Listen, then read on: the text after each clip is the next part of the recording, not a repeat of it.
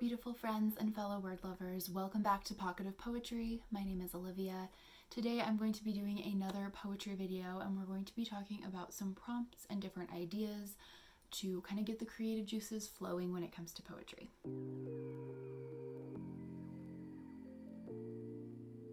So a couple of weeks back, I did my first poetry related video.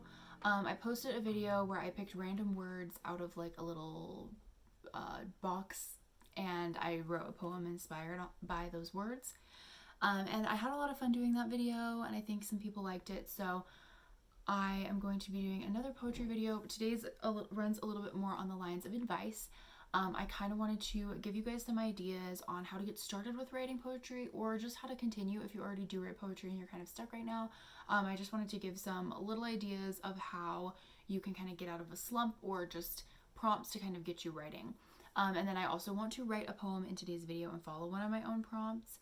So I'm hoping that you guys will participate in this with me. If you're at all interested in writing or poetry, I would love it if you left your poems down in the comments below and put like what poem prompt you're writing based off of. Excited to see what you guys come up with.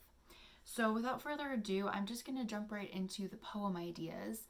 So the first three ideas have to do with rhythm and rhyme scheme. So in my last video, I talked a little bit about how a lot of the times people don't really understand.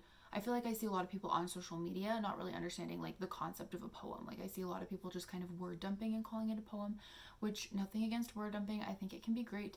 And honestly, prose can also be in its own way kind of a form of poetry. Like when prose is written very beautifully, it can also be very poetic. So, but there is a difference between poetic prose and actual like verse or poetry. So, I think most people know that, but I kind of just wanted to give a few examples of ways that you can, because obviously there is a ton of creative freedom within the medium of poetry. There's a lot of stuff that you can do with it.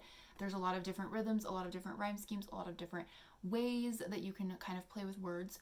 So I wanted to give you guys a couple of just simple ones. So the first exercise that I would recommend, I feel like we all did this in like 3rd grade, and that is to write a haiku. A haiku is just a short 3-line poem, and I feel like it is such a fun exercise to do when you just want to like snap yourself out of whatever funk you're in and just write something. So it's a 17-syllable poem. The first line is 5 syllables, the second is 7, and then another line of 5 syllables. So it's super simple rules. You can really do anything you want within that. It can be super creative. You just have to keep it to the 17 syllables. So that is the first one that I would recommend, throw out there if you just want to get started writing something. I think haiku is a great place to start. Second one that I'm going to be talking about is a rhyme scheme. So if you want to practice rhyming poems, a lot of the times it's hard to know like where to make it rhyme. Like, do you make every other line rhyme, or do you alternate rhyming lines? So one that I really like to do is an aabbc rhyme scheme. So the first 2 lines rhyme, then the second 2 lines rhyme, and then you have a standalone line, and then it repeats from there. Obviously, rhyming in and of itself is a challenge, and not making it super corny, because I feel like a lot of rhyming poems can fall into the trap of being corny just with the nature of certain rhyming words, but it can also be done really well. And so aabbc is one that I like to kind of challenge myself with. And then the last one is the one that I'm actually going to be doing, and that is to write something in iambic pentameter. If you don't know what iambic pentameter is, it is a rhythm consisting of 5 feet. So iam means feet in, I think, Latin, and penta is 5. I'll just read the definition to you. It's a line of verse with 5 metrical feet, each consisting of 1 short or unstressed syllable followed by a long or stressed syllable. So I kind of had to pull out and dust off my old Shakespeare teaching knowledge for this, because I used to teach this to kids. But what you do is you go, so basically how it goes is da-da, da-da, da-da, da-da, da-da. So it's like, it's 5 feet, and it is unstressed, stressed, unstressed, stressed. It's da-da, da-da, da-da, da-da, da-da. Shakespeare wrote a lot of his works, most of his works, in iambic pentameter. So if you want an example of this, you can pick out basically any like Shakespeare soliloquy, and it's going to most likely have iambic pentameter.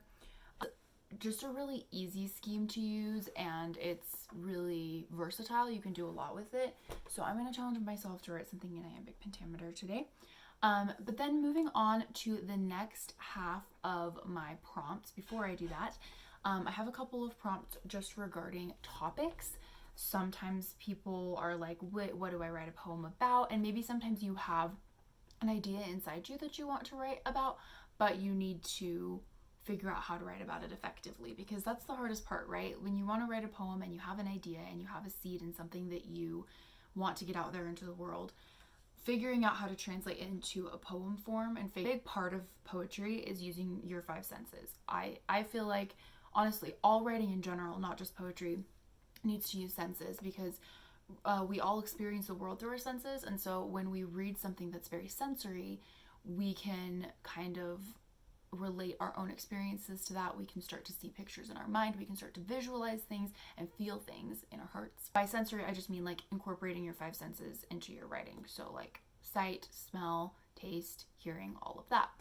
Obviously, I feel like, I don't know, maybe this is kind of stupid, but I feel like most people know this, but I just wanted to give some practical applications for like using senses in your writing. For me, I just came up with a couple of ideas to just kind of get the juices flowing. So the first one is to write about the smell of your first heartbreak. So a smell that you associate with that memory and kind of how that ties into other things. So that was the first one. Write about the flavor of a memory from your childhood, or like a taste from your childhood that you remember. The last one that I have is write about the color of someone you love. I feel like a lot of us tend to think of certain colors when we think of certain things, and sometimes we think of certain colors when we think of certain people. For example, when I was a kid, I wrote a poem about my grandma, and I used the color like magenta, like hot pink, to kind of illustrate how I felt about my grandma, just because I really strongly associated that color with her and her personality and a lot of different traits about her. So, you know, I tied like the color of her lipstick and the color of the sweaters that she would wear, and then I kind of made that into a parallel with like elements of her personality and things that I loved about her. So I'm just going to repeat the prompts again just so you know what they are. So there's the smell of your first heartbreak, the taste of a memory from your childhood, and the color that you associate with someone that you love. You can mix and match the prompts too and like use multiple, like you can use one of the first three and pair it with one of the second three if you want. I think that would be really fun as well. So go ahead and leave those down below. I'm going to actually write my poem now. So I have a couple of like thoughts swirling around in my head today. Today was a very stormy, rainy spring day, and it was very beautiful. Right when I got home from work, there was this like sporadic like 20-minute thunderstorm, and there was hail, and now the sun is out and like it's beautiful and everything. But earlier it was like there were just these huge thunder clouds building up as I was driving home, and then there was just this major storm that hit right as I got home. And it was just really lovely, and I don't know, I just love spring storms, and it's kind of got me feeling some type of way.